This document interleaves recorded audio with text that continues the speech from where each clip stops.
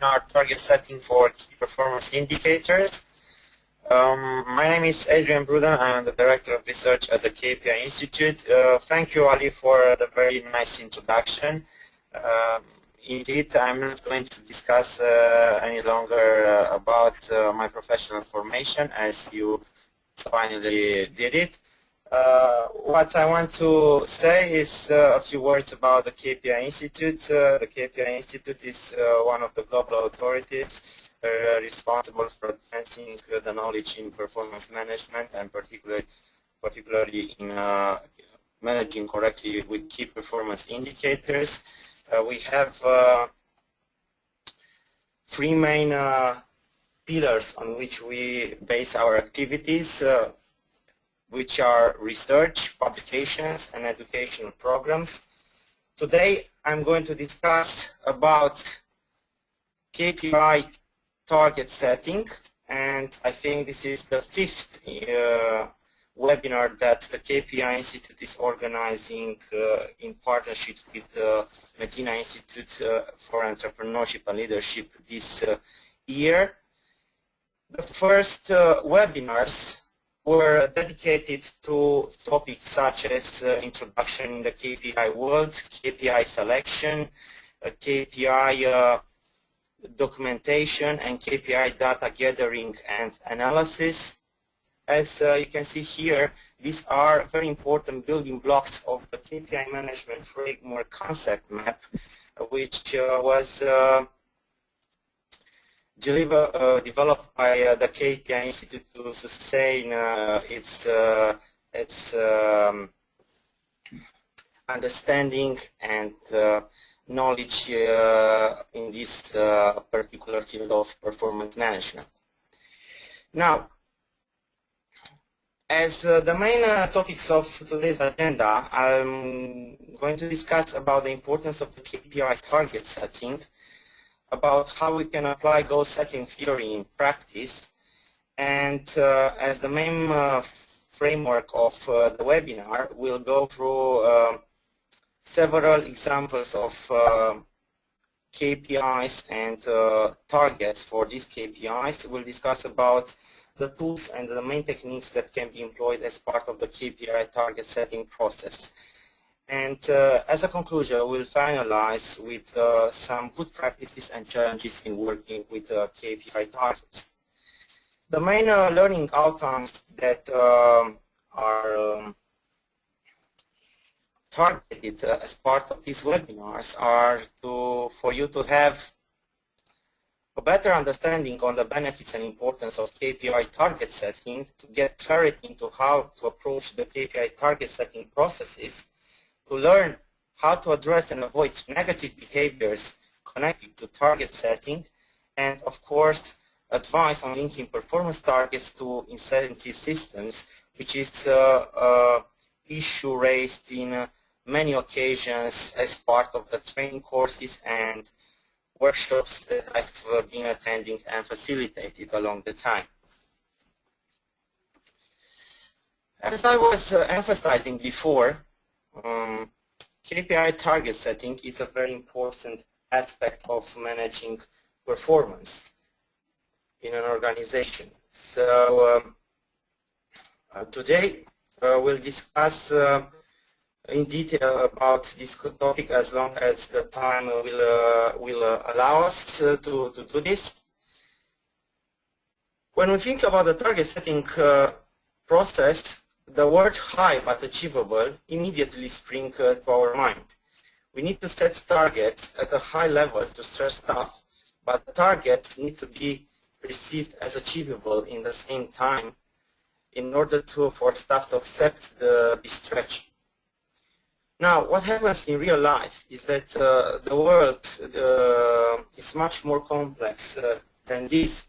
So there are several challenges that emerge as part of the KPI target setting process. Now, in terms of the importance of establishing targets, I will say that one important bit is that by establishing targets, we'll get to know what is the desired result that we are aiming. So it's a matter of looking at the baseline, the current state, and trying to establish our desired state of evolution in terms of meeting organizational strategic objectives or departmental strategic objectives, or even activities and aims that we have at the individual level. Targets also represent the starting point in the measuring and analysis process. As emphasized, it's about comparing the actual with the desired level. And very important aspect, it impacts behavior. And in terms of this aspect, there are several challenges which especially emerge when we are linking targets with incentive systems. This is a topic that we are going to approach later during the webinar. Let's start first with the theories that are informing target setting process. There are several of them which were framed along the time. Some of them see look at motivation and performance improvement appearing when target levels are set at intermediate difficulty. Such theories are the expectancy value theory, which was framed by Vroom during 1964. This theory in particular predicts that if targets are set at a high level, they will diminish motivation and performance, as people tend to perceive a low probability of achieving them. Another theory which goes along the same lines is the achievable motivation theory, framed by Atkinson in 1957 and then refreshed in 1974. This theory predicts that individual motivation and performance decreases as the perceived difficulty approaches the very ease. So, for example, the individual is certain that she will achieve his/her target, or the impossible, the opposite, when the individual is certain that he will fail to achieve his target. Now, even if these theories have their respects in terms of the matters or issues raised, the goal-setting theory, I'll say that is the one which is the best framed and most thoroughly informed. This theory, goal-setting theory, was framed in 1990 by Locke and Latton, and what they are in a way trying to emphasize is that specific high-hard goals lead to a higher level of task performance than do-easy goals or vague, abstract goals such as the exhortation to do one's best. Now, they made several studies in which they tried to emphasize and to prove this theory that setting high stretch targets is the best way in terms of working with target setting. And what they did, one of the things that they did, they went in Canada to a tree logging company, and they put together two teams. They assembled two teams of tree loggers. For one, they established a specific target of number of trees that they had to cut, and for another one, they didn't. Now, what has happened, mainly, each time they repeated the experiment, the team who had very well-established targets performed better than the team who didn't have any special target established for themselves. So this in a way proves the importance and the relevance of the goal-setting theory, or I should better frame it as the target-setting theory. Other experiments in the same respect were conducted in other areas of interest. One of them is sports, especially athletics. Now we know that in general athletes are aiming for very high performance, and when they are participating to official competitions, many of them are aiming to beat the competition record, the annual record, or most desirable, the world and Olympic records. Now, considering this specific context, what they did as an experiment, they made a long jumper athlete to try 5 times to exercise his particular activity to jump, and each time they didn't announce him in terms of the results obtained. So he jumped 5 times. None of these times he had, in a way, clear overview of his performance. Then they repeated the same experiment, while each time the athlete was informed about his performance. What has happened every time the experiment was repeated?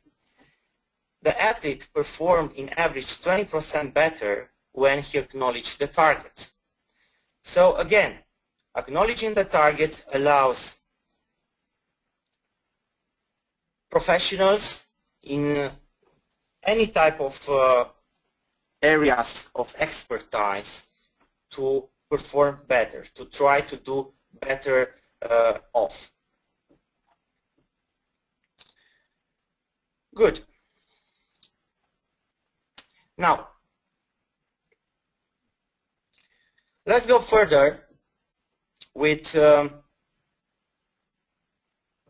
the target setting process, having in mind the goal setting theory main aspects, that targets ideally should be challenging but in terms achievable.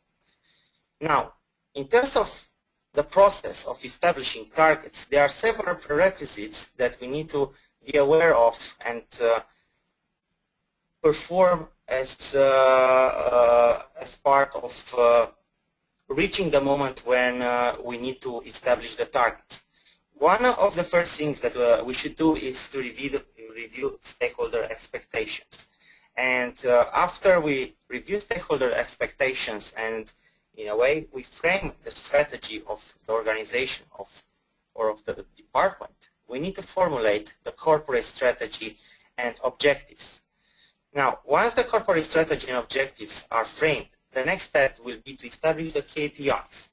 The KPIs which will reflect, in a way, the degree in which we'll achieve, in which these objectives established for attaining the company or the department strategy will be attained. And a very important bit of establishing the KPIs and documenting the KPIs once they are established is to try to find the most relevant targets that in a way mirror the way you want to achieve a certain objective. Now, what you have here is an example in the first line of a SMART objective. In literature and both in research literature but also in practice, SMART objectives are popular words. How we can frame a SMART objective? Well, improve the client satisfaction rate to 80% by the year end under the customer service management leadership can be such an example of a SMART objective. If it is to look into different components of a SMART objective, the way we can frame it in a more granular or more clear approach is to have an objective more narrowly defined, improve customer satisfaction, then or more concisely defined, than to try to establish a KPI that reflects the achievement, a possible achievement in terms of reaching this objective. In this case, one of the KPIs through which we can measure the specific objective, improve customer satisfaction, will be customer satisfaction index, which generally is calculated through a survey. And for the KPI, then we'll have to establish a target. In this case, let's say that we are aiming a customer satisfaction index of 80%. Of course, as part of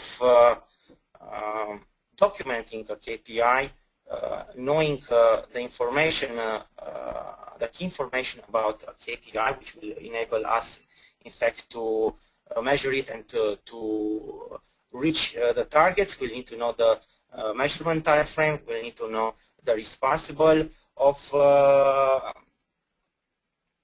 meeting the KPI targets. In this case will be the customer service manager, but of course other components which are part or should be part of a KPI documentation template, which is limitations, purpose, definition, and so on. This will not enter today in the purpose of this webinar. We'll focus specifically on targets, but in a way or another, this is the process that we'll have to go through in terms of establishing a target.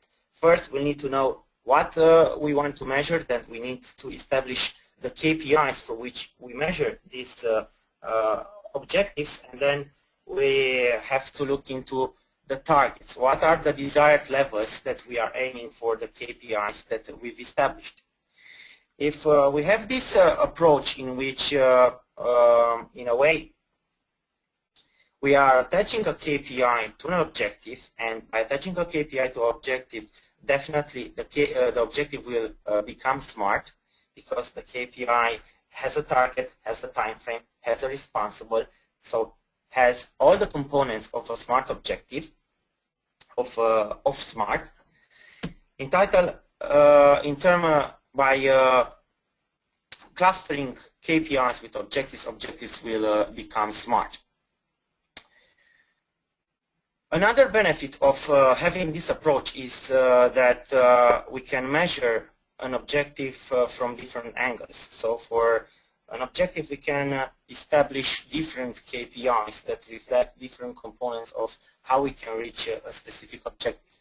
One of this is customer satisfaction, and here is how we can mirror it. Yes, customer satisfaction, client satisfaction is the same thing. We can have a target of 100%. Now this might be to stretch, depends on the current state of each organization in terms of client or customer satisfaction. But another way in which we can frame or we can frame the way we measure the achievement in this specific objective is to look at the number of complaints. And in terms of complaints, again, it's a matter of in a way looking at what is the current stand, and then establish what is the desired level that we want to establish. It might be less than 3 complaints, or it can be 0 complaints. As for one KPI, we are aiming the most, so the trend is good when increasing. For the other KPI, number of complaints, the trend will be good when decreasing in terms of meeting the targets. Okay, how we are going to establish these targets? What are the reference sources for establishing targets in KPIs? Now, there are several sources in which we can analyze as part of documenting our KPI targets. One of them will be historical records. Now, each company, when establishing KPIs, part of these KPIs are already tracked in different departments, in different settings, and historical records exist. So it is a matter of looking into these historical records and try to analyze what was the performance, what was the trend, and try to come up with a target that will reflect the desired result that we want to achieve for the next period. Of course, when looking at historical records or using historical records for establishing a target, this won't be the only component. We'll have to look at other aspects that might influence our target. As yes, historical records looks at past performance, and future performance can be influenced by conditions in both internal and external environment. So another sources of reference in terms of target setting will be both internal benchmarking and external benchmarking. We can look at internal benchmarking, for example, in terms of KPIs such as employee satisfaction, employee engagement, budget variance, and it's a matter of getting this information from different departments. However, we'll need to be very careful when doing this, as if there's no standardization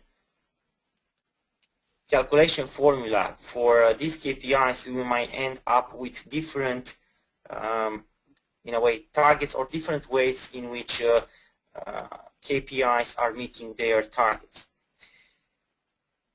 Another source is external benchmarking. Again, here we need to be very careful in terms of the thresholds that are established for certain KPIs. For example, KPIs such as lost time injury frequency rate coming from the HSSC department, or budget variance, or punctuality, for example, in transportation system, might have different thresholds established. So it's a matter of first identifying if we are measuring the same thing. So it's a matter of measuring apples with apples and not apples with oranges. And of course, whenever we are doing this, we need to look and analyze the market trends in general. What are the conditions of the market? In some certain years, maybe the trends are increasing, but recession can come, different aspects can impact the company's activities. New competitors might enter the market, or different financial difficulties might emerge as part of the general business environment. And yes, we need to be aware of these aspects when establishing targets. Now, another way to establish targets is to start these targets. For certain number of KPIs, we don't have any sort of data. Usually, studies showed up that around 20% to 30% of the KPIs which are established in the first place don't have targets for them, and we might not have internal and external benchmarking data available. So in this case, it's a matter of starting a target from thin air. How we are going to do this? Well, ideally it should be done well in advance before, in a way, activating the KPI. For example, if it is to start measuring a KPI with the new financial year, which might be, for example, starting from January 2014, a good practice is to establish objectives, KPIs, and set targets well in advance, maybe 3 to 6 months before the year end. So many companies are starting in a way this process during July, August, some of them in September, October. But the idea is that while establishing such a target from thin air, it's a matter of testing it before actually starting to use it and report performance as part of a particular KPI. So try to establish the target 3 to 6 months in advance. Look and analyze if the target is too highly stretched, not achievable, or if it's too low established, in which case you need to raise it up a little bit. And then while you are doing this testing for 3 to 6 months, afterwards you can in a way look into an average that might reflect better the desired level that you want to achieve, and target that it's in the same time achievable while stretch enough, and you can implement it. Another way to establish targets is to drill down into these targets. So this will imply a top-down approach, which means that you need to start from the organizational level and continue to department level up to individual level. Or if it is to look into the balanced scorecard perspective, it's about trying to make this analysis starting from the financial perspective, where most probably the financial KPIs are pretty well established. Generally, companies know what is their desired level in terms of revenues that they want to achieve, in terms of the profits they want to achieve, and then it's a matter of trying to drill down into different perspectives and see what is informing a particular meeting a particular KPI. For example, we want to achieve 80% customer satisfaction, and this will mean that yes, we can look into delivery, service, on-time delivery targets. We can look into also a net promoter score. What is the advocacy of our products or services? And it's a matter of trying to make some analysis in which will look at the cause and effect relation between metrics. Same as with trying to increase the number of customers. We'll have to look into what is our strategy. Do we want to have repeat customers, or do we want to have new customers? In terms of having or attracting new customers, are we going to in a way approach the same markets, or we want to penetrate other markets?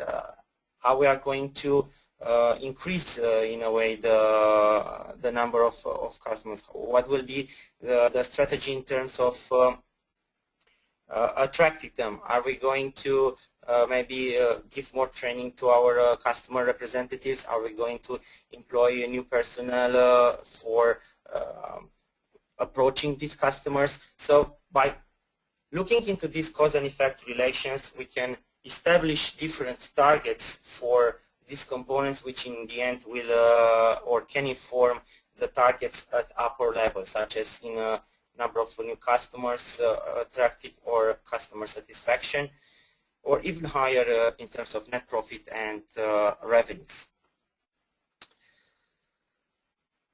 Good. What you have here are some examples on how you can establish these targets while drilling down into them. Both it can be done both vertically, top down, but also horizontally. You can look in different targets, establish in different departments, and then come up with a target that you want to achieve at the particular level where you are aiming to measure performance. Same, for example, with global sales. You can look into what is the aimed increase in different countries, in different regions, and then you can come up and establish a target for a global level as an example. Good. Now, in terms of establishing targets and thresholds, you have to start by determining the trend of each KPI. Is the trend good when increasing? Is the trend good when decreasing? Or is the trend good when within range? So there's an important aspect that we need to be aware of. Another good practice and aspect that you need to approach is to try to establish colors to represent these thresholds that are established.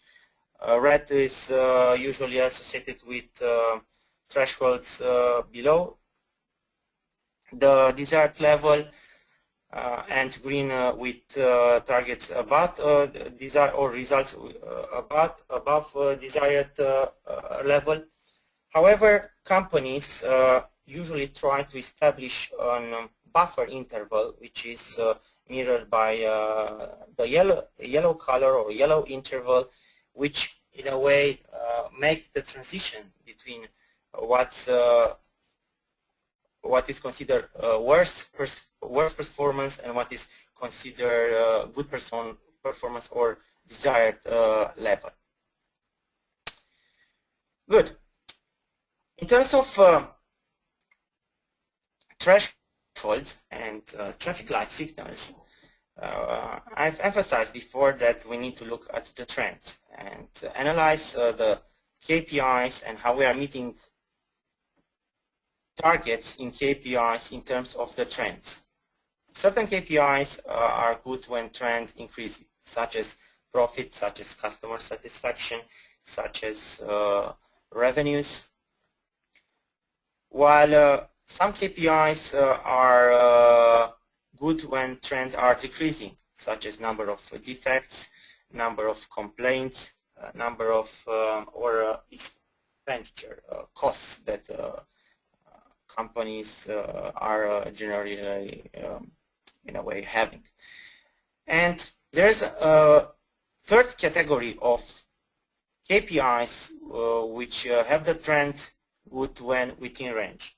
And such KPIs examples could be budget variance in terms of KPI, which reflects how we are meeting the budget, usually at organizational level, depending on the size of the organization. Also, we can have budget variance between plus to minus 3%.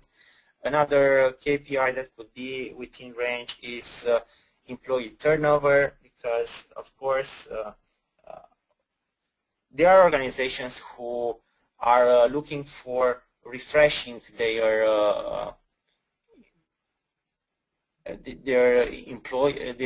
human resources, trying to attract in the organizations employees with new capabilities, with fresh minds, with new ideas. So all the time it's a matter of not trying to decrease necessarily the employee turnover up to zero, but to try to keep a certain level of cyclicity. It might be plus minus 3%, plus minus 5%. It depends on the organization and its objectives. Good. Now let's have a look into some popular KPI examples. We have a list of 50 examples and how they are used by different companies into practice. One of the most popular KPIs is number of projects on time or number of active projects on budget. Now, depending on each company's activities, the targets can, in a way, range. But for example, in this case, for Melbourne Water, they have on time target of 80% and on budget target of 95%. If it is, however, to, in a way, mix these two KPIs in a single KPI, percentage of active projects on time and on budget, probably desired target will be somewhere at around 60 to 70%, because it's harder to have both projects, all projects, both on time and on budget. Another relevant KPI and popular KPI is budget variance. In this case, the city of Atlanta looks at targets somewhere in the area of plus minus 6 to 8% that they are aiming at. Budget variance, of course, will vary in terms of the level in at which we are measuring it. if we are discussing about budget variance at organizational level, definitely the targets would have to be around probably the figures of plus minus 1 to 3%. We might, especially when we are talking about budgets of millions or billions of dollars, while at a more granular level, departmental level, or project level, this budget variance can go to up to plus minus 10%. Customer satisfaction is another KPI which is commonly monitored by companies. Now, it depends on how it is captured. You can have a score which can range, as you can see here, from 1 to 5, or you can have a score from 1 to 10, or you can just calculate it as a percentage. Generally, for customer satisfaction, organizations are aiming values between or over 80%, up to 95%, and some of the organization even more. This depends also in the strategy that they are employing and the value proposition towards customers. If they have a customer intimacy strategy, probably they will aim for customer satisfaction values which go over 95%. Another KPI is employee turnover. As I've mentioned before, this is one of the most popular KPIs which are measured by the HR department. Now, depending on the organization, depending on the industry, the targets for this KPI can vary. Here you have a benchmarking report for different industries in North America with respective targets attached. They are generally go from 5% to resources industry, utilities industry, up to 12% in financial institutions.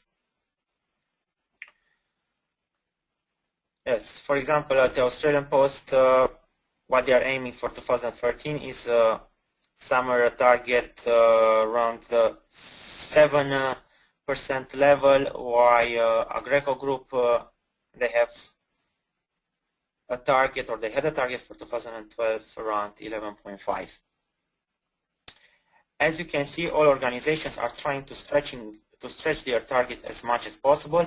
If in previous years the targets were highly established, as they are approaching the current state, the targets are becoming stretched, more stretched.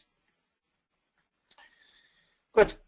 Employee engagement is another KPI which is very popular nowadays, and is probably one of the most powerful KPIs that can be monitored as part of looking into the employee performance, working environment, innovation, and growth.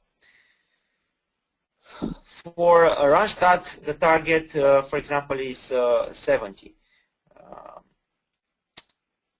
It can be expressed both as a score or as a percentage, but targets which go above 70% are very highly,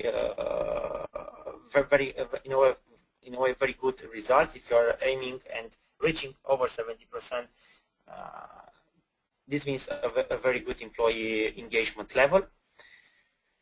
In terms of the geography, yes, different results, but in a way the thresholds are not don't differ too much. For example, probably from 6.8 they go up to 8.2. In order to get over 85% in terms of employee engagement might be very difficult.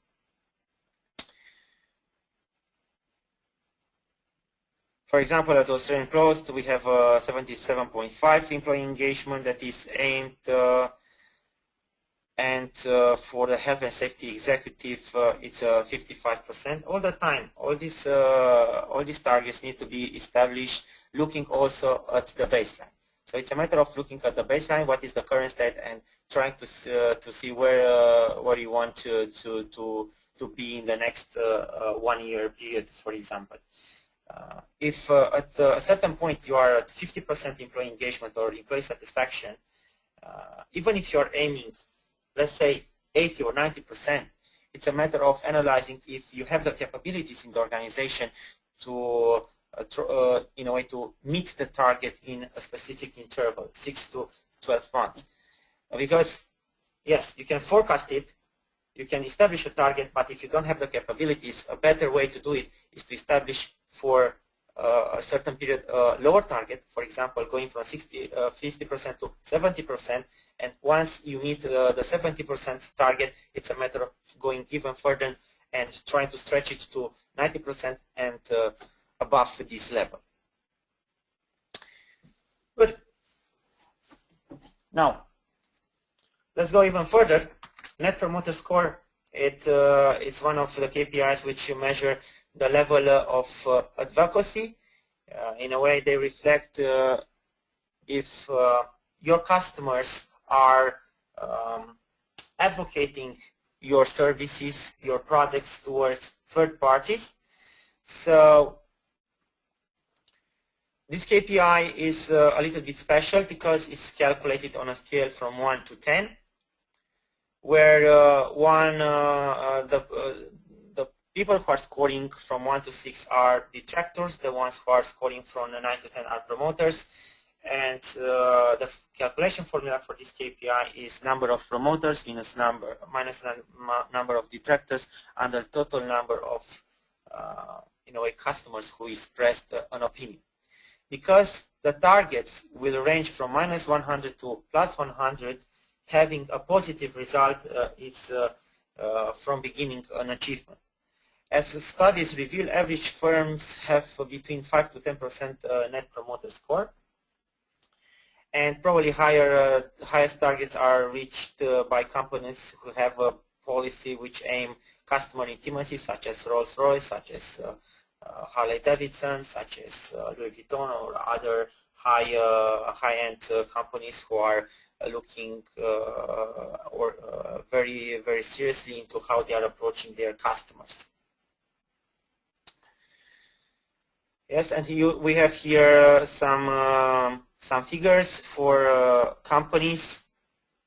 Apple 67%, Samsung's in terms of the television division, they have only 35% net promoter score. So this can vary a lot. As long as you have a positive result, you are on the right track. A lot of companies have, or most of the companies have negative results in terms of the net promoter score. Recordable case frequency, it's another KPI in terms of popularity measured by a lot of organizations.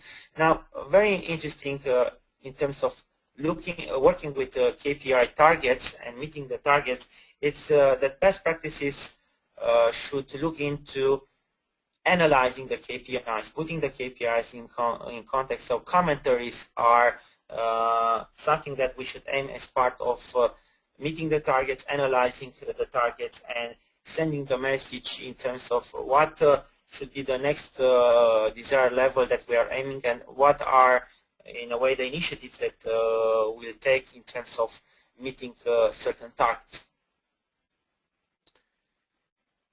Good. Training hours per employee, it's another popular KPI. Now, in terms of targets which you can establish for this KPI, they can range quite extensively.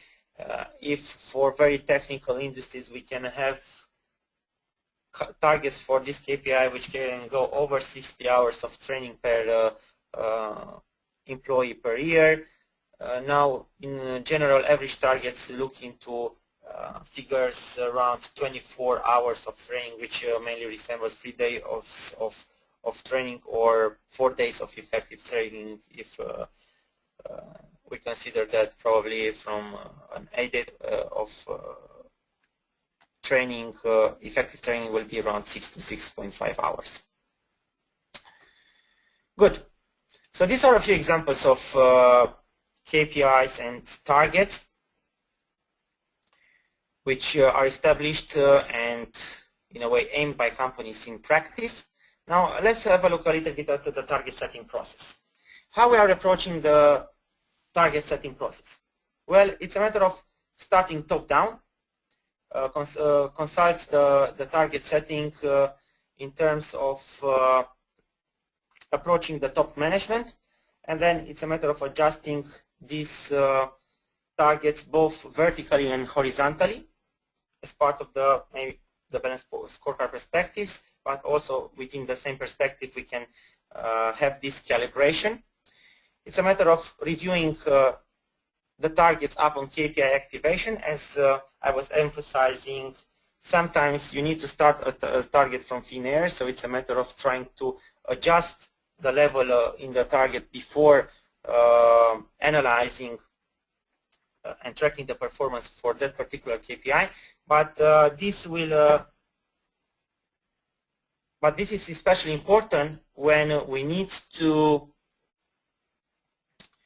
link performance with incentives. So this is a very sensible aspect that I'm going to approach in the upcoming minutes. And of course, if it is a need to change the target, yes, we need to refresh the target. Otherwise, it's a matter of continuing monitoring the target that was initially established. While establishing targets, there are several challenges that emerge. Some of them are the following: non-existence of trends data for new KPIs, scalability issues in terms of setting the right targets in short-term versus long-term achievements, lack of consensus in terms of having different targets established for measuring the results in a KPI in different departments. Also, when we are linking KPIs with and targets with incentives and reward systems, will trigger negative, or we can trigger negative behavior, so we need to be very aware of these aspects. And there are several biases that affect the process, especially when the targets are linked to the incentives. Now, in terms of the main biases,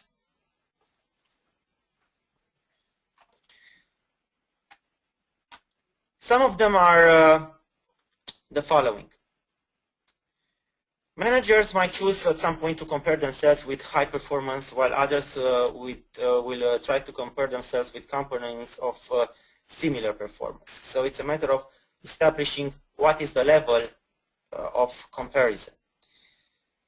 Historical data considered may be based on a short period of time, affecting the accuracy of the analysis. Let's say a lot of companies, a lot of managers, they are trying to look into the performance from the last year with in terms disregarding what has happened in the last 5 years, and also what are the general conditions in the market. And another bias will be the poor processing of data, like wrong forecasting analysis techniques that can affect in the end the reliability of the targets set. And one of the major issues, as emphasized before, is how we are going to link the targets with the incentives. Now, this is one of the major challenges that companies are facing. Even if in an ideal world, maybe we shouldn't link performance with incentive systems, in the end, most companies are doing this. And it's a matter of how they are approaching this particular process. Now, in terms of this particular subject, linking performance targets to incentives pay, of course, there are different frameworks that can be approached. The achievement of performance targets can be linked to bonus plans, commission plans, or both. And this is generally how companies are doing it. They can either establish a certain bonus if they are reaching, if a certain target is reached. Let's say it can be a percentage from the salary, 10% of the salary. So if you are meeting a target, you'll get a 10% of the salary. If you're not meeting the target, you won't get anything. Another approach, which in a way it's better because it won't allow negative behavior to emerge so prominently will be to establish different levels for rewarding performance. So even if you are not meeting 100% of the established target, still you should receive something. So in this example, for reaching 90% of the target, you can get a 3,000 pounds bonus. If you reach 100%, you'll get a 10,000 pounds bonus. And if you achieve or overachieve the target, you'll go over the target. For each additional percent, you'll get 1,000 pounds bonus. This can be one of the schemes that can be applied in terms of linking performance to incentives pay. Another one is the linear approach, in which as long as for each percentage of the target that was achieved or overachieved, you'll get a certain amount of money. Now, this sort of bonus and commission schemes can come also as a mixture. You can have a linear progressive approach, you can have a linear regressive approach, or you can have a linear mixed approach in which both progressive and regressive functions are employed. However, in terms of achieving targets and linking them to performance, companies or some companies try to detach from this, in a way, habit of just rewarding employees with money, and they try to have a different approach, more innovative approaches in terms of how they will reward performance. One of these companies is Atlassian, which is an Australian company, a software company, and they have a different approach in terms of rewarding performance. What they are doing, they allow employees to reward each other bonuses based on their own perception as many times as they consider necessary, in the limit of $50 dollars per bonus. So a particular employee can reward his colleagues as many times as he considers proper during a day for a certain period of time, without any restrictions. This approach indeed is maybe very innovative.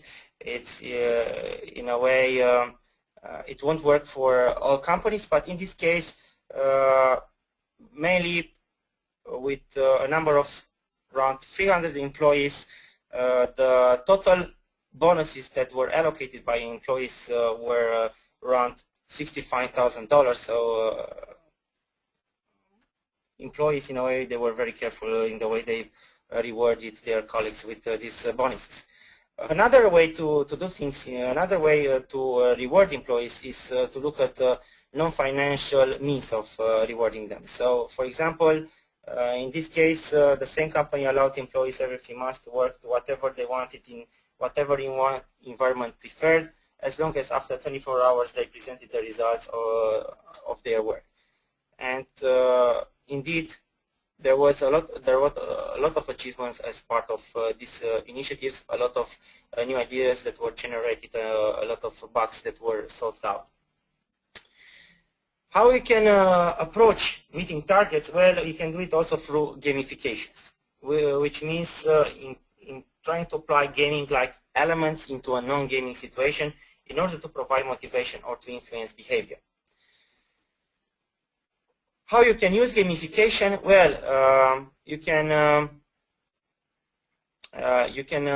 try to establish rankings. You can provide with merit badges. You can have progress bars so as to engage employees in this in their working activities. Also, proper implementation of the gaming engages and motivates employees, provides room for individual development, and creates a basis for innovation. So a lot of companies nowadays are trying to have these more innovative approaches in terms of how they are providing with a more competitive environment which will facilitate performance without trying to reward or financially reward their staff. Now, in terms of why they are doing this in a way is because ideally we shouldn't link performance with rewards. However, if we are doing this, if we are linking performance with and meeting targets with rewards, we'll need to try to be very careful. Why? Because generally this sort of matching rewards and recognitions with performance enhance negative behaviors. So use targets as precision drugs with caution. Some of the negative behaviors that emerge as part of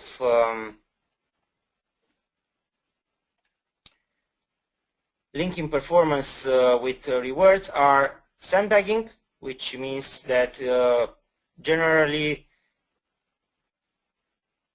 employees try to establish lower targets than the realistic levels estimated as possible. Usually sales departments, in sales departments you can this sort of behavior is most popular. Another behavior will be the tunnel behavior, looking after the achievements of own targets without consideration of the implication for other areas of the organization. Unethical behavior, it's about disregarding environmental and safety considerations in the process of meeting targets. And gaming, it's about influencing results through unapproved means in order to ensure that targets are achieved. Now, there are several case studies and several examples of these sort of behaviors in, for example, in terms of tunnel behavior, healthcare industry, Australia, where hospitals, they have a certain target for the emergency department, which was less than 3% bias per year. Now, doctors, they try to accommodate as many patients as possible because this meeting this target was linked with the rewards and funds that were provided by the government. So in the end, what happened, there were several deaths which emerged as part of or from the fact that hospitals couldn't accommodate and couldn't provide medical supervision for these patients, which were very lessons to be learned. Too much pressure on achieving targets make people adjust results and adopt a tunnel behavior without taking into consideration the consequences of their actions. In terms of unethical behavior, a very famous case is Ford, which is established a very stretched target and very narrowly defined. Weight of a car under 900 kilos, cost of the car under $2,000, time between design and production under or 25 months when the average was 46, while trying to compete and surpass the competitors, in this case the Japanese. What has happened was that in the end they released the car before testing it in order to meet the targets. They didn't address any issues in terms of solving the problems with the explosions in the gas tanks that's emerged as part of the collision test done, and this cost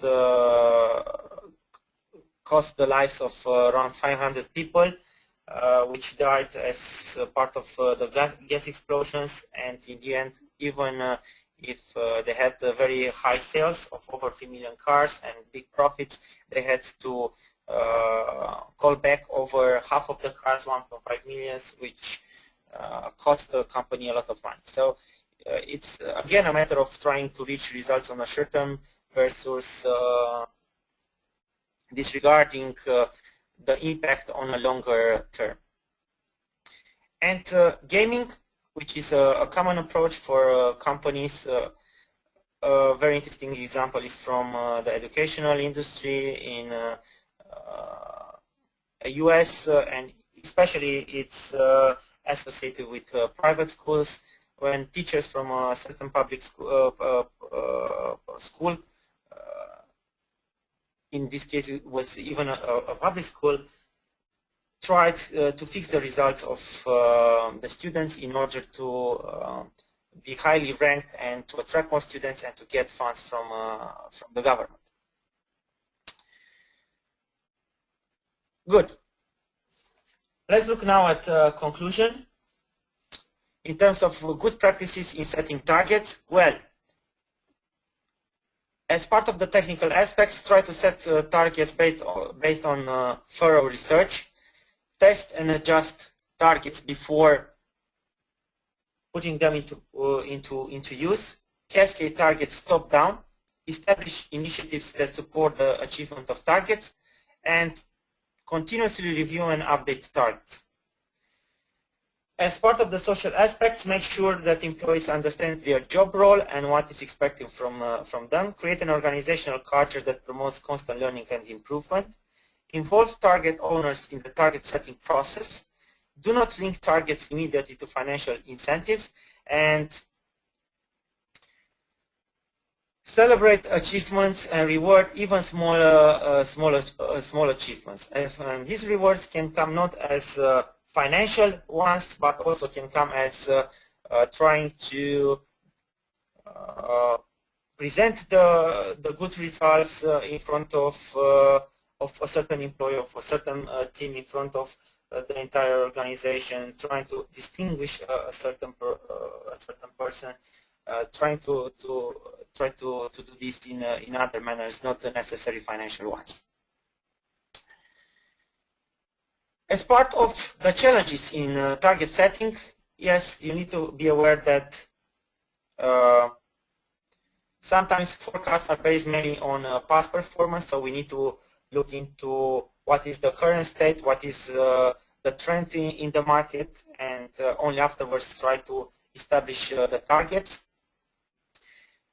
Sometimes targets are allocated inappropriately across departments, teams, or employees, so it's a matter of trying to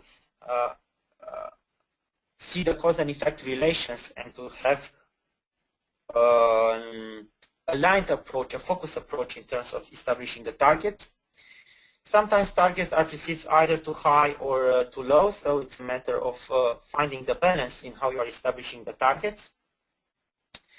Targets sometimes are based on wrong KPIs. So this usually resembles the phrase hitting the target and missing the point.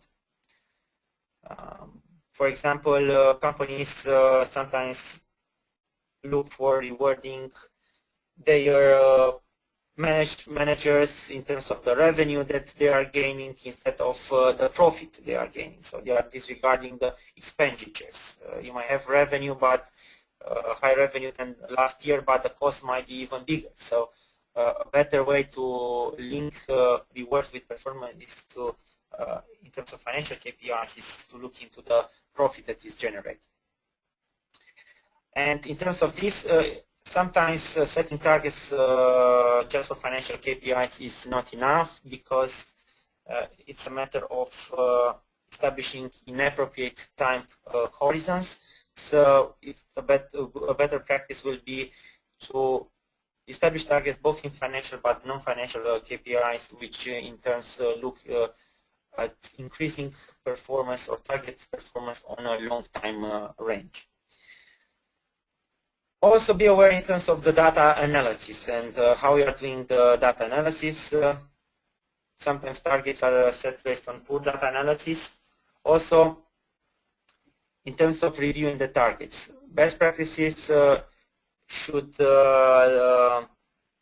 aim in trying to review the targets periodically, because in this way you can see if the targets are indeed hit it, and if not, why and how you can address this discrepancy in performance. Another aspect is that targets are imposed and not set through collaboration. So ideally, in terms of establishing targets, you should involve both employees from first lines and other key stakeholders such as customers, suppliers, managers. So again, it's contextual based, but when establishing targets, try to have approval from the persons who are in a way owners of the target and meeting the targets, because in this way you'll make them accountable for meeting these targets as well. And yes, intercorrelation between targets is not considered. It's about the cause and effect relation that I've mentioned before. And the last thing is that targets are not accompanied by initiatives. So whenever you're establishing a target and analyzing a target, we'll need to look at the target also in terms of the initiatives that are employed for meeting that particular target. Without initiatives, without projects, establishing targets will have no meaning, because we won't be able to hit the targets. We will not be able to achieve those targets. Finally, yes, take it. You can take it as a warning. You can have a look at this as something that you need to be aware and apply to your organizations. Targets may cause systematic problems in organizations due to narrowed focus, unethical behavior, as mirrored before, increased risk-taking, decreased cooperation, and decreased intrinsic motivation.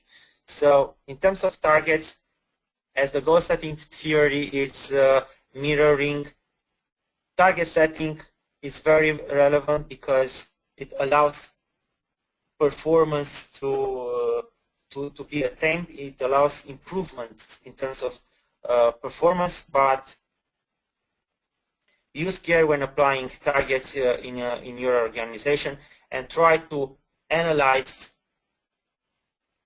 when establishing targets the different sources, the environment, internally, externally, and afterwards, yes, it's a matter of yes, trying to find the best fit for your targets and trying to meet these targets which are relevantly established. I think that will be all in terms of the webinar for today. You have a list of resources which will be available for you as part of the soft copy for this webinar, and you can get more data from this. Otherwise, more details in terms of the KPI target setting process and other aspects that relate with the KPI management framework can be explored as part of the certification programs that the KPI Institute are facilitating throughout the world. The next one will be in Saudi Arabia between 8 to 12 December in Riyadh, and between 15 to 17 December in Khobar. Thank you very much for attending this webinar. Ali, you have the word. Well, thank you very much, Adrian, for a very comprehensive webinar on the target settings of KPIs. Now, folks, we are open for the question and answers.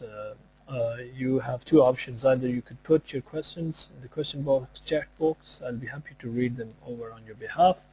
Or you could raise your hand. There is a hand icon available on your webinar console on the right side of your webinar remote console. So if you click on it, I will give you an opportunity to speak to Adrian by unmuting your microphone. So let me go to the question box. I see there are a couple of questions already posted, so let me go one by one. We have Brother Muhammad Ghani from Indiana, USA. Could we label purpose instead of objective, and objective rather than smart objective? It is because purpose refers to the general target, while as objective is the specific one. Now, thank you very much for the question. I think in terms of this particular topic, it's a matter of understanding the terminology, how we are playing with terminology. So purpose, objectives, targets. Why? Because different organizations are using this in different ways and sometimes interchangeably. In terms of the way we are seeing these aspects, purpose or goals are or should be very general defined. So in a way, they will reflect some very high or very large areas of interest for organizations. We want to look into growing the business. We want to look in increasing profitability for the business. However, in terms of targets, these are very specific elements which are part of a KPI. Yes, so in terms of these terminologies, it's a matter of how you are framing them. For me, goals are very general, and in a way, goals consolidate a set of several objectives, a set of several strategic objectives for a company, for a department of the company. Now, how you are measuring these objectives? You are measuring them through KPIs, and the targets will be attached to the KPIs. This is, in a way, best practice in terms of how you can work with objectives. Why? Because in this way, if you are attaching the target directly to a KPI and not to an objective, you have the opportunity to analyze the achievement of a particular objective from different angles. As the example emphasized in the webinar, if you are looking to increase customer satisfaction, yes, you can monitor percentage customer satisfaction through a survey, but you can also measure the number of complaints that you are receiving, or even the net promoter score, the advocacy level of your customers. So targets ideally should be attached to KPIs, which in turn will look into reflecting or measuring the degree in which you are achieving a certain objective. They can be linked to objectives also, but this is a matter of options that you have. Yes, you can link it to objectives. You can have a smart objective, or you can link it to a KPI, which in turn will make the KPI smart. And if you are attaching a KPI to an objective, the objective will become smart. Hopefully, I've answered your question, Mr. Mohammed. But yes, it's a matter of determining how you are using the terminology first, and afterwards you can try to frame these concepts and find the logic. Okay, thank you. We have another short one from Umar Javed. What is the difference between target and a goal? Now, I think this is something that, in a way, I've approached as part of the first answer. Sometimes organizations, and both in the educational or research literature, academic literature, but also in practice, you'll find these two terms interchangeably. So sometimes companies, when referring to establishing targets, they are referring to goals. So these words are, or these terminologies are used interchangeably. Even the theory, the goal setting theory, it's using the word goal and not target, when basically it is referring to a target. Yes, it's about how you are establishing targets. Why goal setting theory and not target setting theory? Maybe one of the explanations is that Locke Ed Locke and Gary Ledman, the founders of the goal setting theory, are not, as per formation, economists, but psychologists. So again, it's a matter of understanding the terminology. Goals, for me, are very general. They, in a way, consolidate objectives, which are measured through KPIs, and for these KPIs, we have to establish some targets. But it's a matter of choice, how you are choosing to use terminology. Same as with the KPIs. Sometimes you'll find the word KPI or the terminology as KPIs used by organizations, sometimes performance indicators, sometimes performance measures, indicators, metrics, the delta targets, all these sort of terminologies. What is very important is to have a common understanding of these terminologies and how you can apply them into practice. Okay, brilliant. We have a hand raised, so let me go now straight to Mr. Ronald Nayan. Ronald, can you hear us? Could you please introduce yourself, where you're calling, and ask a question? Hello, Ali. Yes, we can hear you, Ronald. Could you? Yes, I have a question to Adrian. Yeah, could you please introduce yourself first, where you're calling from, and then ask the question, please? Okay, I'm called Ronald Nyenje, calling from Uganda, that is East Africa. In Africa, I'm working with a company called Government Agency. It's a Uganda Revenue Authority in charge of tax collection. We have a problem. Hello? Please, hello, Ronald. Please pose the question.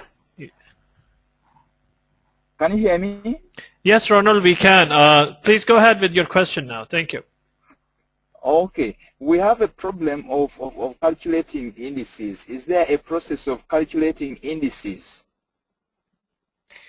Thank you for the question, Ronald. Indeed, this is an interesting subject, indices and weights. In terms of the indices, it depends on what type of indices you are using. Mainly indices are used when in a way trying to have a different perspective consolidated in a certain KPI.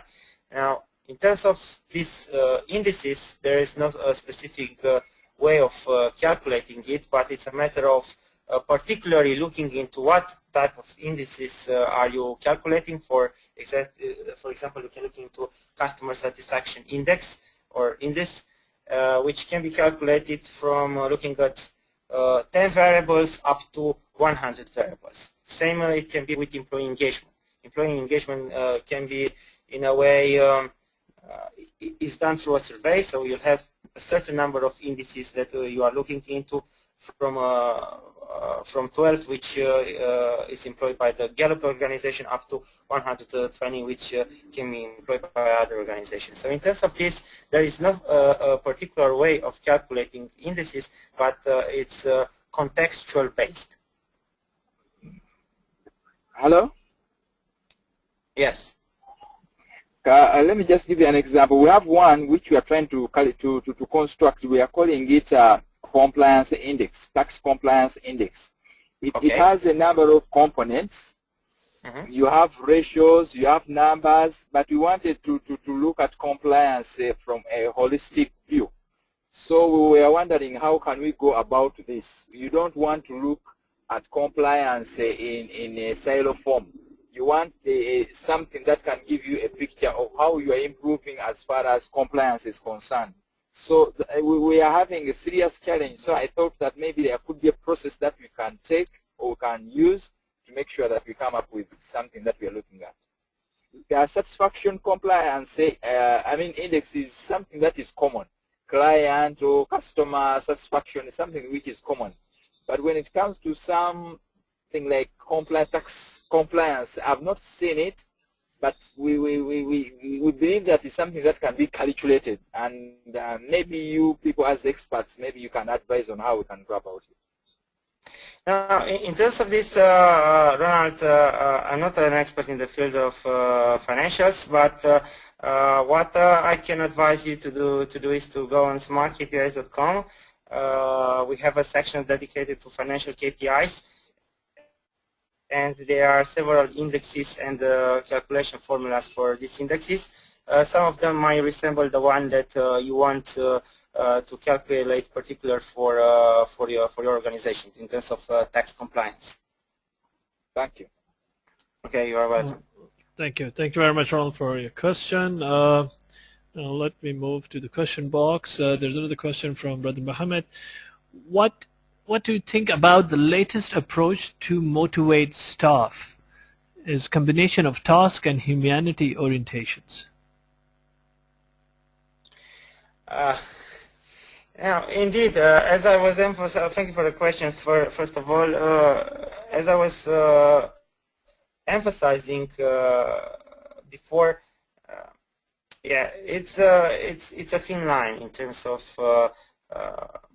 in a way meeting performance and linking performance with rewards and the behaviors that emerge as part of these processes. So in terms of this, I will say that an approach which looks at both financial aspects but non-financial aspects in relation with rewards and recognition programs and how they are linked with performance management can be one of the best approaches. As I was emphasizing, companies such as Atlassian from Australia are trying to approach different ways of engaging employees in terms of rewarding employees, not necessarily by linking financial rewards with their results, but also trying to give them more space, trying to give them the necessary autonomy in order to perform better. So in the end, there is no standardized way of doing things. Different companies are doing different, have different approaches. All the time when I'm particularly part of workshops, participating in workshops, training courses, of conferences, these questions emerge, but there is no one particular way of doing things. It's also something that relates with the culture of both the organization, but also the general culture that is particular for a certain region. Well, Yes. thank you very much. I guess that brings us towards the end of the webinar. There are a couple of other brief comments and questions. Mostly people are asking about specific KPIs, so I suggest, as Adrian mentioned earlier, it's better to visit smartkpis.com. The domain is mentioned on the top right side of the screen that you're seeing. So you'll be able to access lots of different KPIs from the classified or categories of your choices, and I think you'll be able to download some of the evaluation forms as well from the same portal. Am I right, Adrian? Yes, and in terms of answering to very specific questions for setting targets or for certain KPIs, or for looking into how you can manage performance in certain KPIs, if they are already posted, I can answer them in particular. Okay. Well, as we are pressed on the time now, so I guess we may call it at the end, and with the note of thank you to Adrian. Thank you very much for your detailed presentation, and we look forward to having you back in the Kingdom of Saudi Arabia. As mentioned, folks, and as you're seeing on the screen, Adrian will be in Riyadh between 8 to 12 December, and then between 15 to 17 December he'll be in Khobar. For certified KPI professional and practitioner training courses. You can access this landing page by visiting kpi.mile.org. This was broadcasted on the chat box, so you can access it directly. Also, we are recording this webinar, and you'll be able to download the soft copy of the presentation from the Mile community, community.mile.org. As well as you'll be able to access and download all the previous webinars, archive webinars, and of all the previous webinars of the KPI which we have done with the KPI Institute. Again, Adrian, thank you very much. Any concluding remarks that you would like to give? Thank you very much for the opportunity to share the knowledge of the KPI Institute in terms of how professionals should correctly manage with KPIs. In this term, for this specific webinar, we've discussed about target setting, but of course, managing with KPIs means more than looking into KPI targets, means selecting KPIs, documenting KPIs, establish targets for KPIs, of course, gather data, report data, base decisions on how you are meeting the targets and communicate the performance. All these aspects are part of the performance management framework employed by the KPI Institute, and is something that it is reflected as part of our certification programs delivered all over the world and also in Saudi Arabia. So thank you once again for the opportunity to deliver this webinar, and I very welcome your attendance for an interest for the webinar.